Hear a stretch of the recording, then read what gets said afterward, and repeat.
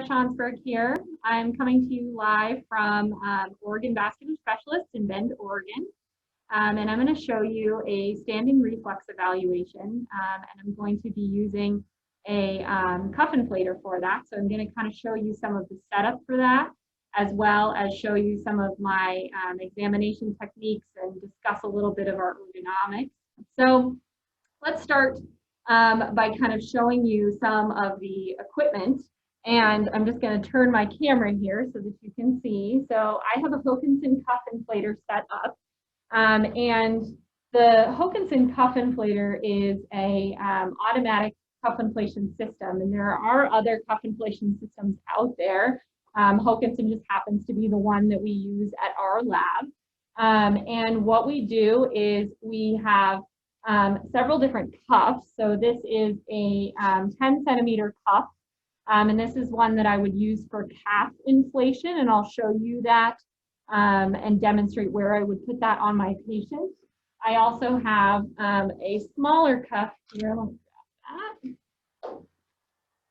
This is a transmetatarsal cuff. It's a 7 centimeter cuff, and it comes with an attachment that can connect it to your cuff inflation system. These are really great if you have a patient with ulceration at the ankle that you can't wrap a calf or an ankle cuff around, so that you're not squeezing around an ulcer, and you can actually get a transmetatarsal augmentation with this.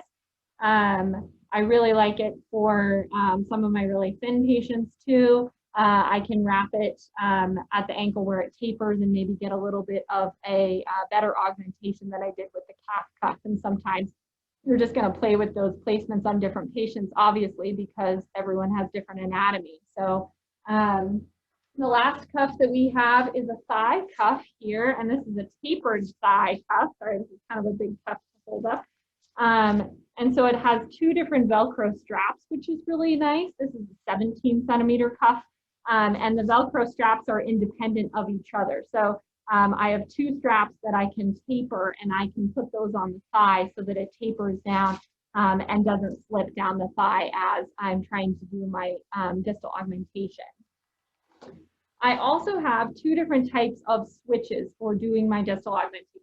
I have a timer here, and this one it has like a nice long cord on it so that I can wrap it and place it next to my patient. And what happens is when I push the switch here, it automatically holds my augmentation for 3 seconds and then lets go. So we know that we have to hold that distal augmentation to elicit reflux. We also have a foot switch here.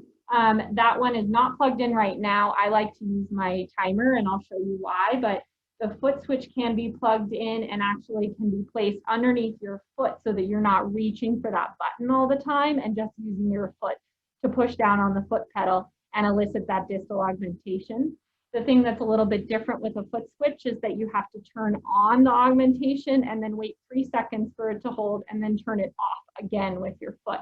It's not timed like the little timer button is. So that's a little bit of the difference there.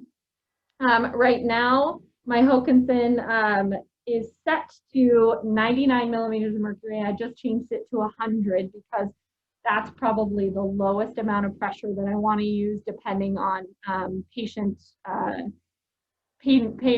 pain, or if they can't take the pressure, I might turn it down a little bit. But 100 millimeters of mercury is kind of what I want to start with for a calf augmentation. I can go up to 120 millimeters of mercury, but usually I go with 100 the whole time because I can get a nice distal augmentation with that.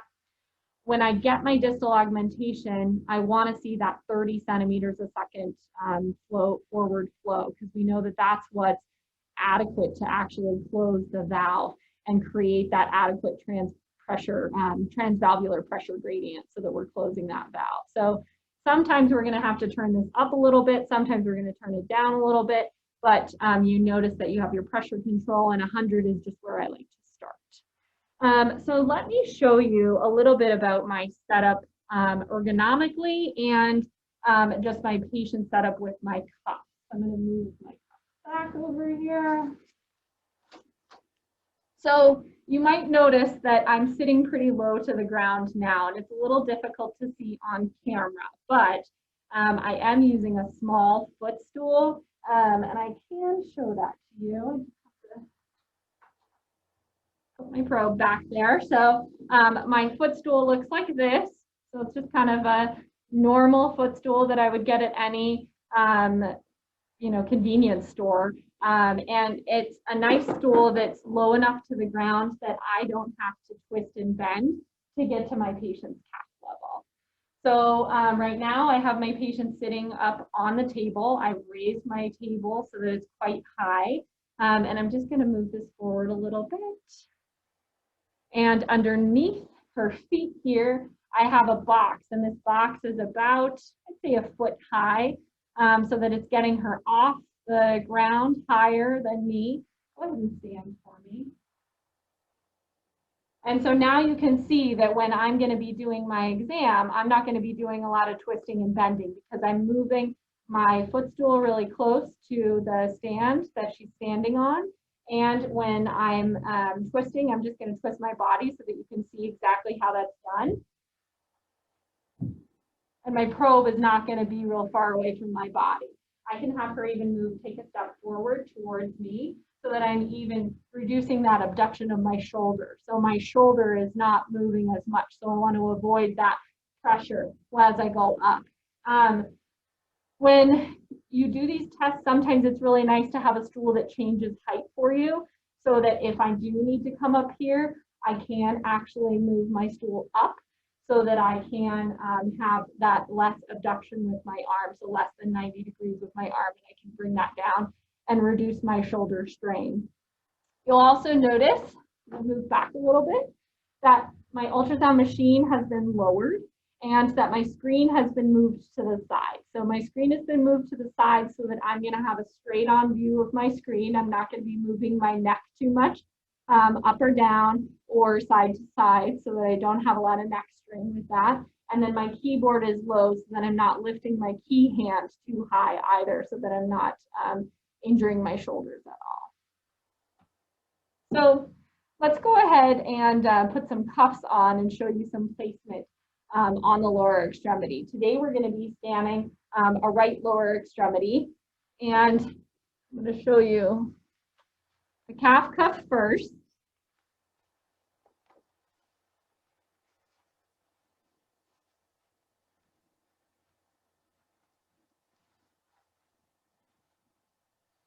So the calf cuff I like to put right on the meat of the gastrocnemius muscle. So where that calf muscle is enlarged, and I'm going to get a really good augmentation from that because I'm squeezing on that muscle.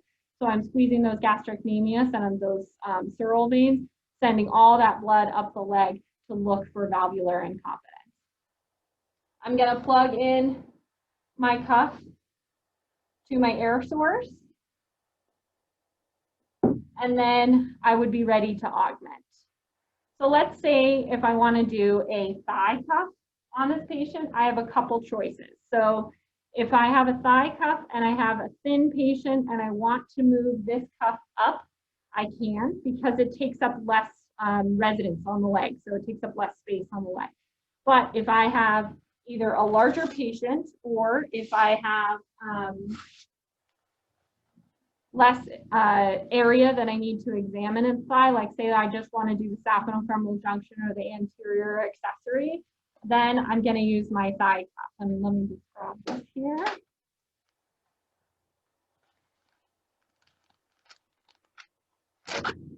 And our patient is a little small for this, but I'm going to show you how you would put this on.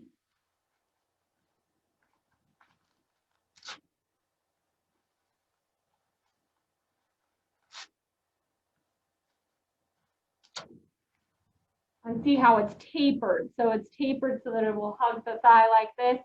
And when I examine the groin up high here, then I would get a really nice distal augmentation. For this cuff, it has 2 outflow hoses. So I want to make sure that I'm taking my little plug out of my hose and plugging both in when I do that augmentation.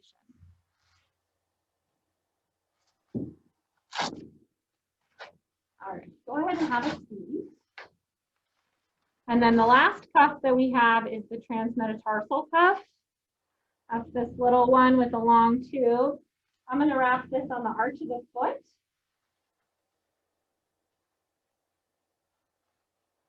So if our patient had ulceration or veins that we wanted to examine right on the distal end of the ankle, we could use the transmetatarsal cuff, and we plug the same hose in and get our distal augmentation from that transmetatarsal cuff there, which is really nice.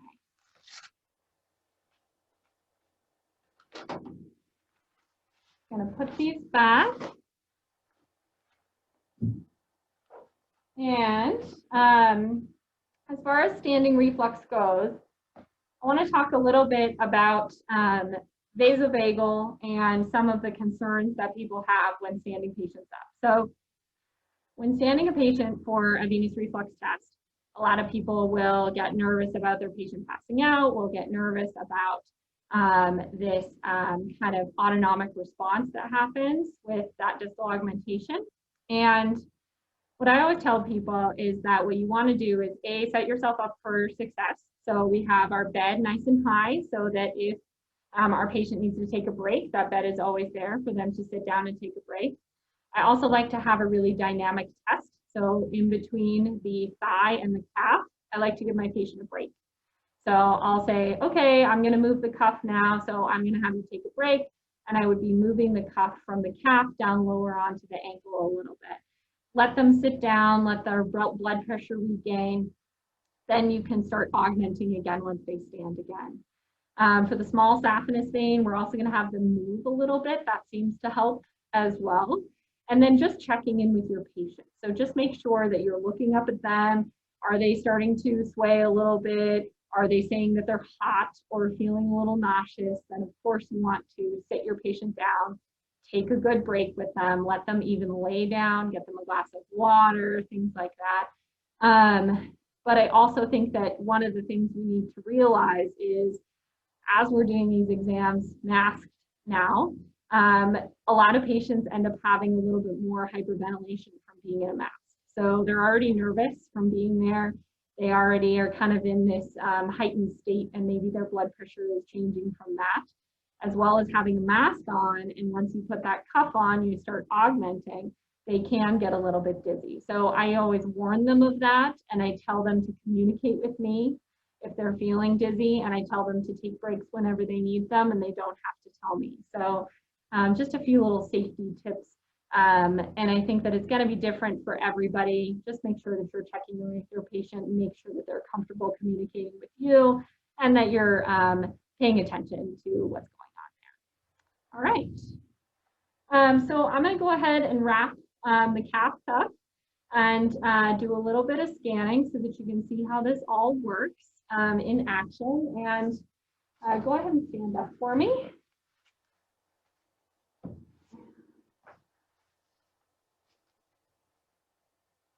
Oh, and I should show you Gretchen's varicose veins. So I'm going to have you come forward just a touch.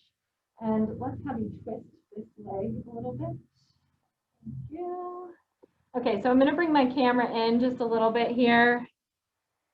And I think it's a little difficult to see with our lighting in here. But she has a varicosity that's right here, kind of popping out on this calf, kind of in the distribution of the great saphenous vein. And when I do my exams initially, I'm going to examine the leg with the patient in the standing position. I'm going to turn them all around, look at every surface of the leg, and I'm going to kind of palpate in that great saphenous area looking for varicosities. And as I do that, I can see an additional varicosity on this medial thigh here.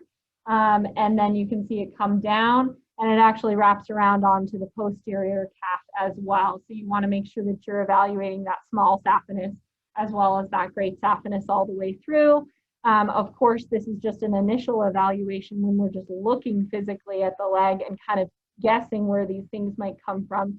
But when we have our ultrasound, we want to make sure that we're going up and down the leg, checking all of the accessory veins in the thigh so that we don't miss any connections they might have. I'm going to push you back a little bit. And let's put this calf cuff on.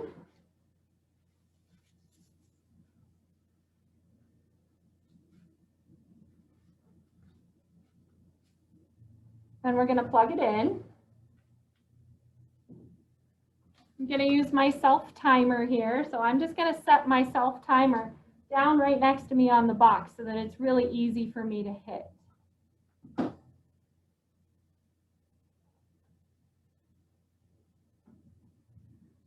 Okay, and so right now I'm using a hockey stick probe because our patient's pretty thin.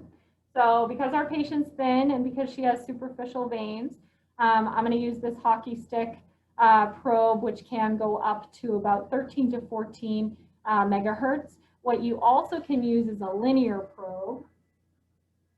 This is a 12.3, so it goes all the way to 12 megahertz. And this can be used to look at the deep venous system as well as the superficial venous system. And for some of your larger patients, you might want to end up with the linear probe or even the curvilinear probe, which is this one. And this is the C5-1, so it goes from 1 megahertz to 5 megahertz. And sometimes you're going to use these for larger thighs so that you can see a little bit deeper and just get that resolution that you're looking for. All right, so I'm going to take my superficial probe here. I'm going to have you turn your foot out just slightly. Perfect. Thank you.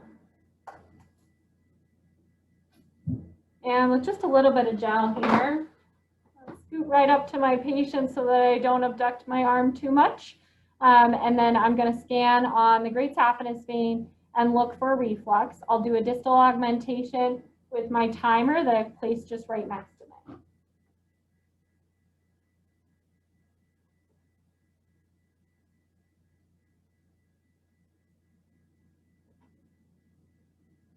So I'm just going to stop and lean back a little bit. I know that it might be difficult to see. Let me pull you forward just a touch. So I can see a great saphenous vein within the saphenous fascia here and transverse. I can also see varicosities that are superficial to the surface of the skin, right in the area of that saphenous vein.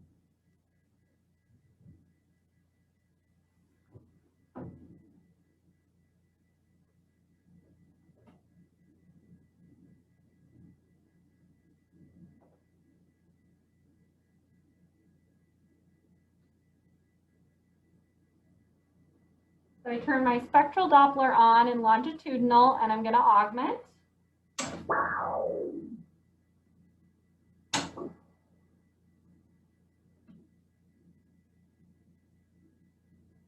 And that held for 3 seconds. So our image right now, hang on 1 second, is inverted. So I went ahead and inverted that image so that you could see our distal augmentation. And you can see the distal augmentation on the screen just here. And then when we released that distal augmentation, you can see reflux in the great saphenous vein just beyond that. Let's take a look a little bit more.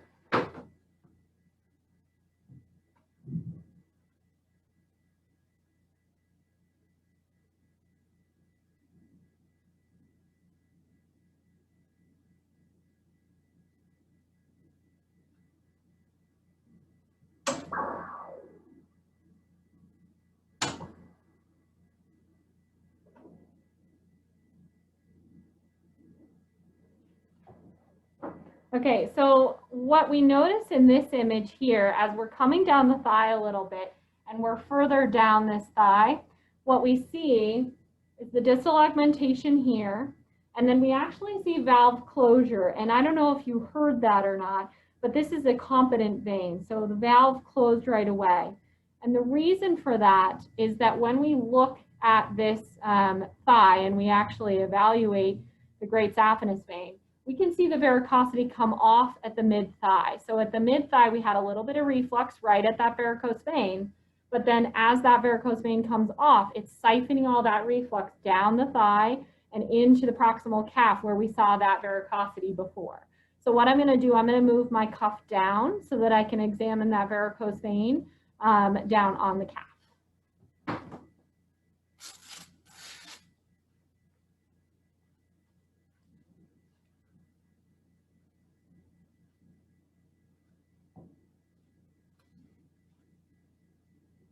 So I've moved my cuff lower on the ankle.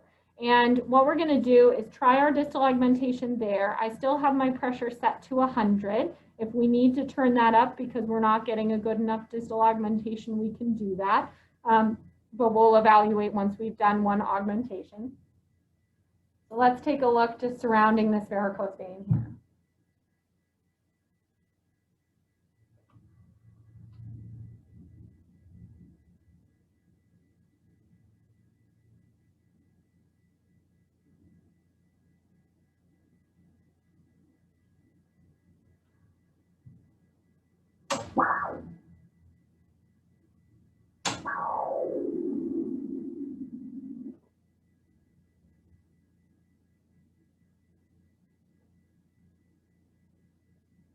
Okay, so there we could see a good amount of reflux. So you probably heard it in the video, but you can see our distal augmentation just here on the screen. And as I cine, I can see the reflux throughout this whole segment. And if I am doing a clinical exam, I'm going to measure that reflux with calipers because we know that reverse flow greater than 0.5 seconds is considered significant reflux. So we want to measure that so that we actually have a time to put in our report so that we make sure that we're actually measuring significant reflux within that vein.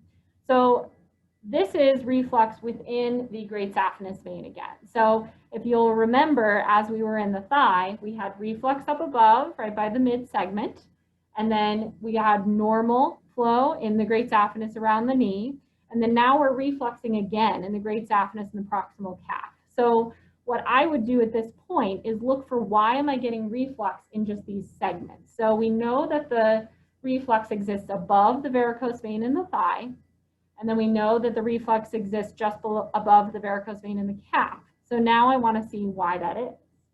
How you doing? Are you doing okay? Okay, good. So we're just checking in with our patient, making sure she's doing okay with our augmentation.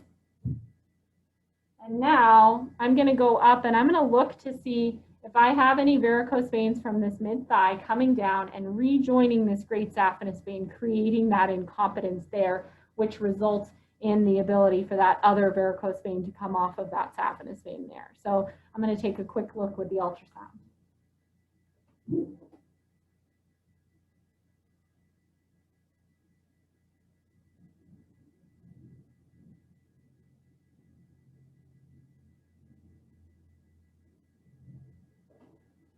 Okay, so I found my point. So you can see the large vein in the center of the screen is the saphenous vein, and then there's a small vein coming off to the side there, entering the fascia at that point. And that's a varicose vein that's coming from the medial thigh and rejoining that great saphenous vein at about the knee. So then we have our reflux, we have our varicose vein, we have reflux again in the great saphenous vein that comes down to feed these varicosities in the great saphenous on the medial calf.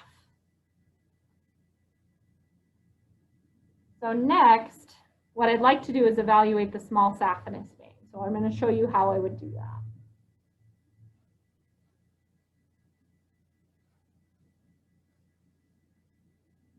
that. Okay, so I'm actually going to have you turn around for me.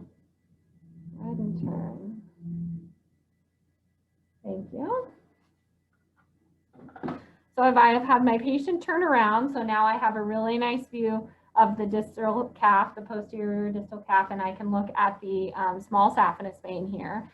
I'm going to move my cuff up slightly so that I can evaluate that small saphenous. I just want to make sure that I'm getting a good augment here. So because that small saphenous is within this gastrocnemius muscle, I want to make sure that my cuff is up slightly so that I squeeze on this gastrocnemius muscle and I'm not too far down in the ankle and I don't get a good enough augment there.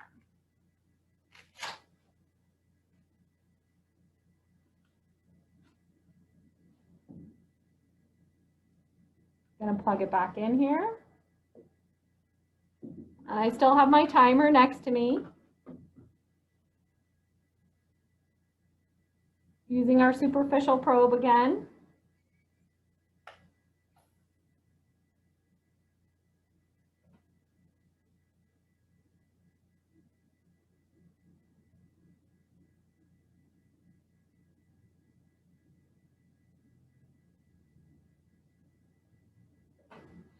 So we can see a large small saphenous vein in the center of the screen here. And what I want to do when I'm looking at small saphenous veins and small saphenous reflux is I want to evaluate for a saphenopopliteal junction. So your saphenopopliteal junction can be pretty much anywhere in this area. So it can be a few centimeters up the popliteal crease. So even though it's not right at the popliteal crease, it's still considered a saphenopopliteal junction. The reason for finding that junction is that if a physician decides to do an ablation treatment to this vein, we want to know if there's any risk for that ablation having an E-hit or an extension of the thrombus into the popliteal system. Let's go ahead and check this small saphenous for reflux.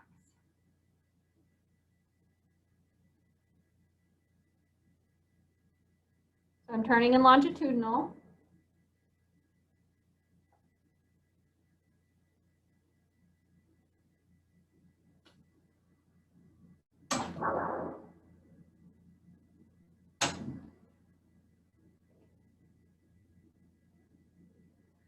Okay, great. So even though this vein is dilated in this segment that we saw, it's actually competent. So we can see our augmentation just here, and then our 3-second hold, and then on our release, we only see the small blip of valve closure, and we don't actually see any reversal of flow. So this tells me that that small saphenous vein is most likely compensating for some of the reflux in that leg, and it's actually acting as a drain. So it's one of the exit points for this extra blood that's built up from that incompetent great saphenous vein going into that small saphenous and re-entering the deep circulation. Okay.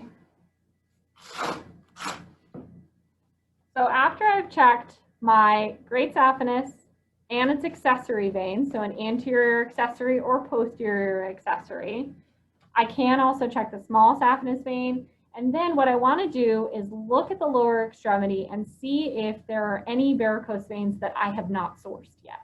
So I just look physically on the back of the leg, I can palpate on the back of the leg, and I can palpate on the calf and look for any more varicosities that I haven't seen before. We look good on the posterior side. I'm going to have you turn around for me again. Thank you. And then we saw where these medial ones came from. So the veins that we were evaluating for today, we sourced. And then we looked on the lateral side and on the shin and didn't see anything extra. So at this point, I will have ruled out a DVT for my patient in the supine position. So before my patient actually was in the standing position, I would have ruled out DVT. Then I would have done my deep venous reflux. So I wrap my cuff around the calf and I look at the common femoral, the femoral, and the popliteal system. I evaluate the superficial system as we just did. And then I'm going to make sure that I have a source for all my varicose veins. So I'm going to make sure that I know for where any of the visible veins on the lower extremity to me or the patient. Sometimes I ask my patient, are there any veins that I didn't scan today that are bothering you, or show me the veins that bother you the most, so that I make sure that I have a explanation for those. And then I am pretty much finished with my exam as long as I have a source and an explanation. Thank you so much. ISVU.